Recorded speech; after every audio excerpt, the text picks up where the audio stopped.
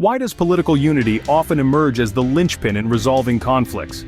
Consider the turbulent electoral season in Zimbabwe, a vivid tableau of disputes and dialogues that underscores the critical role of leadership in bridging divides. In August of last year, Zimbabwe was thrust into a whirlwind of political tension following its general elections. The opposition leader Nelson Chamisa rejected the election results in their entirety, aligning with the Southern African Development Community Electoral Observation Mission's report.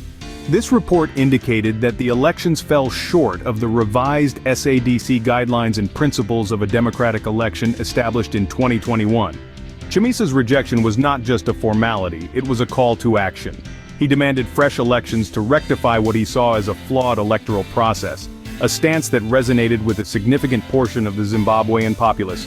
This bold move by Chamisa set the stage for a potential rerun of the elections initially scheduled by SADC for June 30, 2024. Enter the diplomatic endeavors of South African President Cyril Ramaphosa.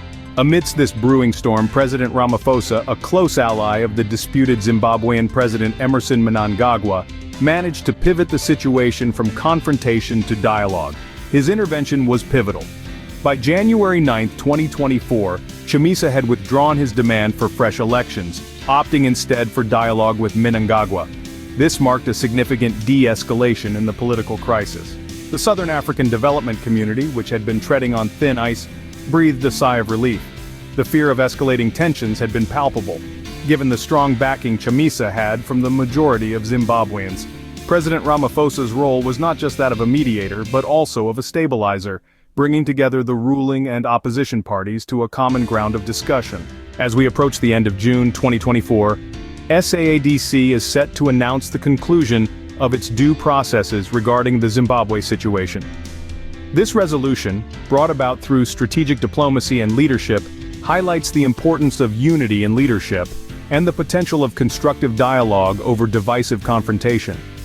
To recap, the political landscape in Zimbabwe, marked by electoral disputes and calls for fresh elections, found a semblance of resolution through the intervention of South African President Cyril Ramaphosa.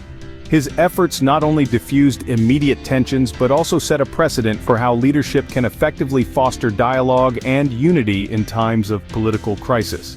The current status in Zimbabwe remains a watchful calm as dialogues continue, with the hope that these discussions pave the way for a more stable and democratic future.